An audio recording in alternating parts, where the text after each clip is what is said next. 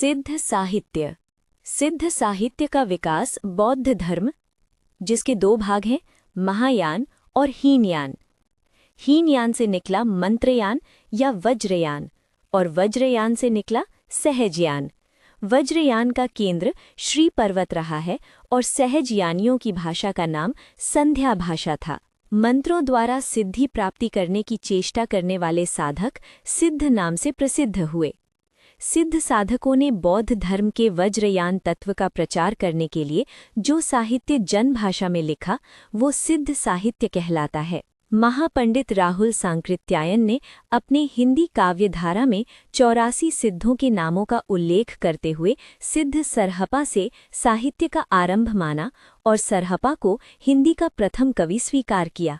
सिद्ध साहित्य हिंदी साहित्य में पहली काव्यधारा है जिसमें महिलाओं मणिभद्रपा, कनपलापा और लक्ष्मीकरा ने साहित्य में अपनी भूमिका अदा की।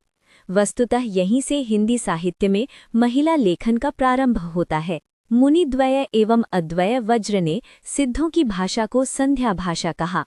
सिद्ध साहित्य को सर्वप्रथम प्रकाश में लाने का कार्य सन 1916 ईस्वी में हरप्रसाद शास्त्री ने किया और बौद्ध गान ओ दोहा शीर्षक से सिद्धों की कतेवाहें प्रकाशित कराईं तथा इसका दूसरा प्रयास प्रबोध चंद्र बागजी ने किया व इसका तीसरा प्रयास पंडित राहुल सांकृत्यायन ने 1945 ईस्वी में किया।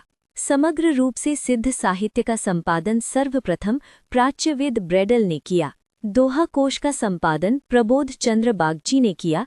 इसमें तिल्लोपा, सरहपा और कन्हपा के दोहे संकलित हैं। सरहपा की जीवन दृष्टि, सहज संयम, पाखंड और आडंबर विनाश, गुरु सेवा, सहज मार्ग, महासुख की प्राप्ति। चर्यापद शबरपा की पुस्तक है। शबरपा सरहपा के शिष्य तथा लुएपा के गुरु थे। इनका जन्म क्षत्रिय कुल में सन 780 ईस्वी में हुआ। सिद्ध साहित्य में दोहा कोश की रचना परिनिष्ठित अपभ्रंश में हुई और चर्यापदों की रचना अवहट्ट भाषा में हुई। लुएपा का जन्म राजा धर्मपाल के शासनकाल में सन 773 ईस्वी में एक कायस्थ परिवार में हुआ। लुएपा शबरपा के शिष्य थे। 84 सिद्धों में लुएपा का स्थान प्रथम और सबसे ऊंचा है। लुएपा का स्थान साधना में सबसे ऊंचा था। डोम्भिपा का जन्म मगध के क्षत्रिय वंश में सन 840 के आसपास हुआ। इनके द्वारा रचित कुल 21 ग्रंथ मिलते हैं, जिनमें डोम्भी गीतिका, योगचर्या, अक्षर द्विकोपदेश आदि प्रसिद्ध ग्रंथ हैं। डोम्भिपा विरूपा के शिष्य थे। कण्हपा सिद्धों में सर्वश्रेष्ठ विद्वान तथा सबसे बड़े कवि थे।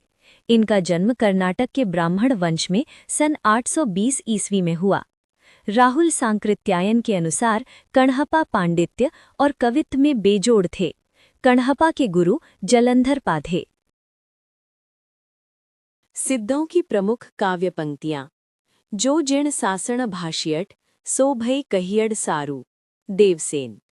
जेहि मन पवन न संचरे रवि ससी नाही पवेश। परम महासुह एषु कणे दुर्य अशेष हरे। सरहपा। काया तरुवर पंच विडाल। लुइपा। काया तरुवर पंच विडाल। लुइपा। एक कण किज्जई मंत्र न तंत्र। कण्हपा।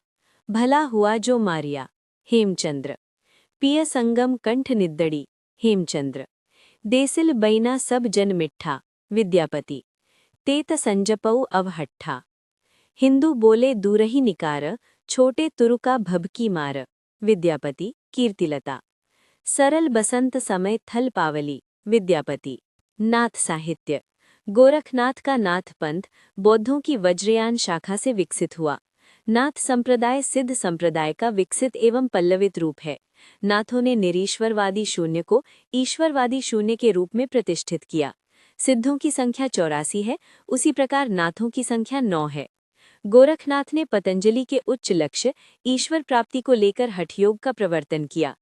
नाथ पंथ या नाथ संप्रदाय का सिद्ध मत, सिद्ध मार्ग, योग संप्रदाय, अवधूत मत एवं अवधूत संप्रदाय नाम भी प्रसिद्ध है। आचार्य हजारी प्रसाद द्विवेदी।